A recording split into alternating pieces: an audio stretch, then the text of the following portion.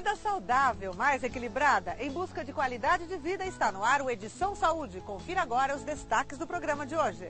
Sempre me mediquei e continuei fazendo isso com os meus filhos. Automedicação, prática comum e muito perigosa. Por exemplo, pode provocar uma hepatite, pode provocar uma convulsão, pode provocar uma alteração cardíaca.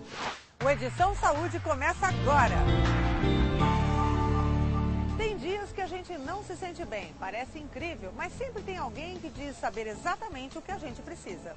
O que eu mais indico mesmo são chás que eu tomo, pequenos medicamentos, aspirinas, coisas assim. Minha mulher é louca para me empurrar remédio. Um dia eu tive um início de infarto, ela queria que eu tomasse um leitinho quente à noite. Eu gosto dela até hoje.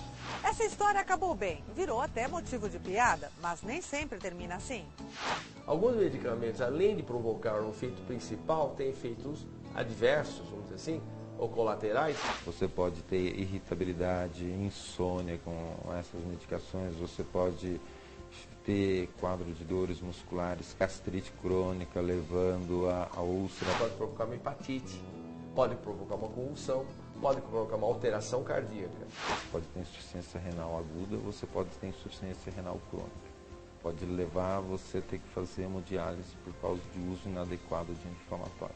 Uma lesão do fígado irreversível, ou necessitando transplante, ou então o óbito ou morte dessa pessoa.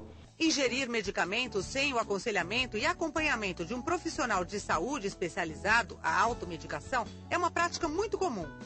De acordo com a Organização Mundial da Saúde, o percentual de internações hospitalares provocadas por reações adversas a medicamentos ultrapassa 10%.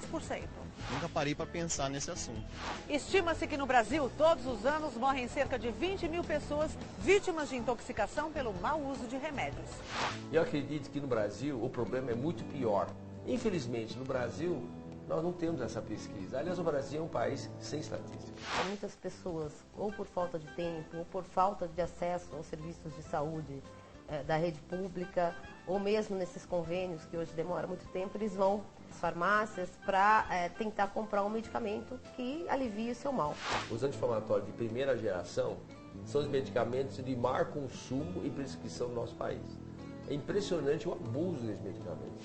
Nossa família é do interior de Minas e naquela época não tinha assim, facilidade com médicos, né? Então, papai era de estudar homeopatia. Eu lembro que muitas vezes eu sarei por causa dos remédios do meu pai. Muitas pessoas confundem porque os fitoterápicos são naturais, o que é natural não faz mal, mas são redondamente enganados.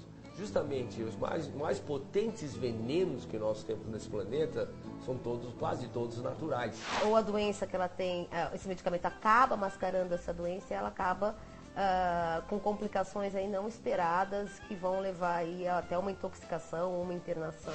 A intoxicação pressupõe uma superdosagem ou excesso de medicamento ou de qualquer outra substância química. Isso é uma coisa muito atual, né? Que é o uso indiscriminado do antibiótico. E a gente tem aí um grave problema com isso, porque a pessoa toma antibiótico, aquele antibiótico não é para aquela bactéria, toma em quantidade ou em dose errada e acaba tendo uma população de bactéria que não só ele vai ser resistente, né? Mas ele vai passar essa bactéria para a população, para outras pessoas, e essas pessoas não vão conseguir se tratar. E isso vai dificultando a prática e o combate dessas infecções, que é o caso das infecções hospitalares, com bactéria multiresistente. Vou ser sincera, hoje em dia você é tratada por pedaços. Você não é tratada como um todo. O cardiologista te dá o remédio. Ele não quer saber se um doctor não deu outro, se isso não vai atrapalhar. Então, eu acho assim que não é só um erro nosso. É uma forma geral da medicina também. Infelizmente, as nossas faculdades de medicina não ensinam intoxicação e não ensinam também efeitos adversos de medicamentos. A mídia também influencia a população a se automedicar. É o que vamos mostrar no próximo bloco. Essas propagandas, na verdade, elas enganam, né? Vamos dizer assim, elas iludem o paciente a uma falsa cura.